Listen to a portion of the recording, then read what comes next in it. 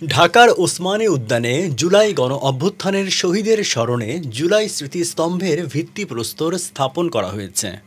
১২ October রোববার ওসমানী স্মৃতি মিলনায়তনে জুলাই স্মৃতিস্তম্ভের ভিত্তিপ্রস্তর স্থাপন করেন যুব ও ক্রীড়া উপদেষ্টা আসিফ মাহমুদ সজীব ভূঁইয়া। উদ্বোধনী অনুষ্ঠানে উপদেষ্টা শহীদের স্মরণে দোয়া করেন এবং একটি ঔষধি বৃক্ষ রোপণ করেন। অনুষ্ঠানে স্থানীয় সরকার বিভাগ ও ঢাকা দক্ষিণ সিটি কর্পোরেশনের ঊর্ধ্বতন কর্মকর্তারা উপস্থিত ছিলেন। উদ্বোধনী অনুষ্ঠানে উপদেষ্টা আসিফ মাহমুদ সজীব ভূঁইয়া বলেন, জুলাই স্মৃতিস্তম্ভের নকশা ও নির্মাণে জুলাই গণ-অভ্যুত্থানের শহীদের স্মৃতি ও জুলাই ইতিহাসকে সর্বোচ্চ গুরুত্ব দিয়ে ফুটিয়ে তোলা হয়েছে। আপনারা জানেন যে আজকে আমরা মূলত এই জুলাই স্মৃতিস্তম্ভের ভিত্তিপ্রস্তর স্থাপন করলাম। যদিও কাজ অনেকটাই এগিয়ে গেছে এবং আমরা আশা করছি যে ডিসেম্বরের মধ্যে আমরা এই কাজটা শেষ করতে পারবো। জুলাই গণ-অভ্যুত্থানকে স্মরণে রাখার জন্য অন্তর্বর্তীকালীন সরকার নানা রকম উদ্যোগ গ্রহণ করেছে, যার একটি অংশ হচ্ছে এই জুলাই স্মৃতিস্তম্ভ। এই স্মৃতিস্তম্ভের ডিজাইন করা এবং সকল ক্ষেত্রে আমরা সর্বোচ্চ গুরুত্ব দিয়েছি আমাদের শহীদদেরকে স্মরণ করার বিষয়টি এবং আমাদের জাতির যেই ইতিহাস, সেই ইতিহাসটা তুলে ধরার চেষ্টা করা হয়েছে। এ ধরনের কাজে সাধারণত ডিজাইনেই মূল পরিশ্রম এবং সময়টা যায়, এখন প্রকৃত কাজ বাস্তবায়নের পথে আছে। আপনারা হয়তো দেখে থাকবেন যে বিভিন্ন ক্ষেত্রে জুলাই গণঅভ্যুত্থান নিয়ে কাজ করতে গেলেই জুলাই গণঅভ্যুত্থান যে স্মৃতি জাদুঘর হচ্ছে কিংবা এর বাইরেও যে উদ্যোগগুলো গ্রহণ করা হয়েছে সেগুলোর বাজেট নিয়ে কিংবা কত অর্থ খরচ হচ্ছে এটা নিয়ে একটা মহল অনেক সময় প্রশ্ন তোলার চেষ্টা করে। আমি তাদেরকে স্মরণ করে দিতে চাই যে বিগত ফ্যাসিবাদী সময়ে এই যে বিভিন্ন ভাস্কর্য হতো, এর থেকেও ছোট ইনফ্রাস্ট্রাকচারে আমরা দেখেছি ৩০০-৪০০ কোটি টাকা খরচ হয়েছে এবং সেই ইনফ্রাস্ট্রাকচারগুলো তৈরি করার যে কনসালটেন্সি, সেই কনসালটেন্সিতেই এই পুরো স্মৃতিস্তম্ভে যা খরচ হচ্ছে তা খরচ করা হয়েছে। তখন ফ্যাসিবাদের ভয়ে হোক কিংবা তাদেরকে সমর্থন দিয়েই হোক, এই লোকগুলোকে আমরা কথা বলতে দেখতাম না কিংবা অর্থ নিয়ে বাজেট নিয়ে কথা তুলতে দেখতাম না। এখন তাদেরকে আমরা এটা নিয়ে কথা তুলতে দেখি, কারণ এটা জুলাই নিয়ে হচ্ছে।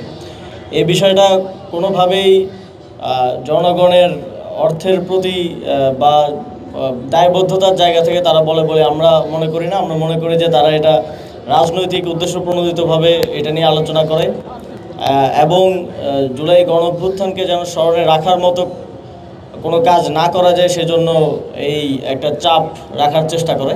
কিন্তু আমরা স্পষ্টভাবে বলতে চাই, পরবর্তী প্রজন্মের কাছে এই যে ১.৫ সহস্রাধিক শহীদ এবং প্রায় ৩০ সহস্র আহত আমাদের আছে, তাদের যেই আত্মত্যাগ, সেই আত্মত্যাগের স্মৃতিকে আমরা প্রজন্ম থেকে প্রজন্মান্তরে পৌঁছে দেওয়ার জন্য কাজ করে যাব। এই ধরনের কোনো অপচেষ্টা আমাদেরকে দমিয়ে রাখতে পারবে না।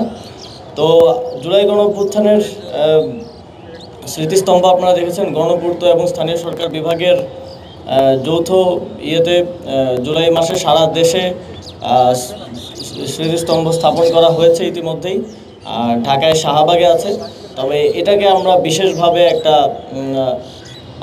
জুলাই স্মৃতিস্তম্ভ করার পরিকল্পনা অনেক আগেই নিয়েছিলাম, শুরুর দিকেই। তো এখন এই কাজটা বাস্তবায়নের দিকে যাচ্ছে।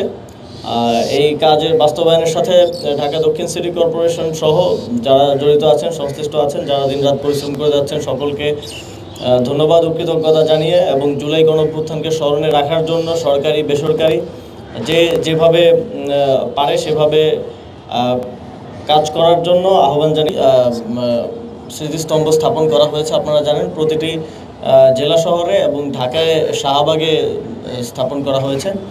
এর বাইরেও আমরা চেষ্টা করব যে সিটি কর্পোরেশনগুলোর মাধ্যমে এই ধরনের জুলাইকে স্মরণে রাখার বিভিন্ন কার্যক্রম গ্রহণ করতে। সেটা সবসময় যে স্মৃতিস্তম্ভই হতে হবে নট নেসেসারি, যেহেতু প্রত্যেকটা জেলায় আছে।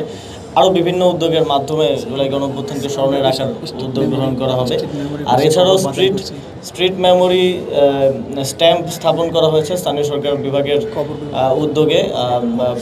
যেখানে যেখানে আমাদের শহীদ ছিলেন সেই স্থানগুলোতে স্ট্রিট মেমোরি স্ট্যাম্প স্থাপন করা হয়েছে। এছাড়াও স্থানীয় সরকার বিভাগের উদ্যোগে আমাদের শহীদদের যে কবর সংরক্ষণের উদ্যোগ গ্রহণ করা হয়েছে, একই ধরনের ডিজাইনে প্রত্যেক শহীদদের কবর সংরক্ষণের কাজ প্রায় বাস্তবায়ন হয়ে গেছে।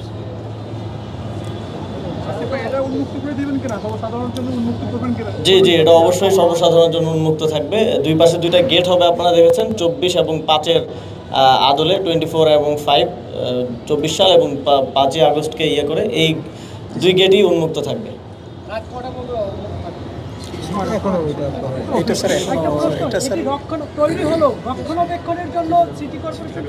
অবশ্যই রক্ষণাবেক্ষণের দায়িত্ব সিটি কর্পোরেশন থাকবে। শুধু এটা না, পুরো এই উদ্যানটাতে রেনোভেশন হয়েছে, আপনারা জানেন। এই পুরোটা রক্ষণাবেক্ষণের দায়িত্ব সিটি কর্পোরেশন থাকবে। আমাদের সাধারণত এ ধরনের উদ্যোগ পরবর্তীতে রক্ষণাবেক্ষণের অভাবে মূর্ছা যায় কিংবা দেখতে আর এই দৃষ্টিনন্দনতাটা থাকে না, তো সেটাও আমাদের মাথায় আছে।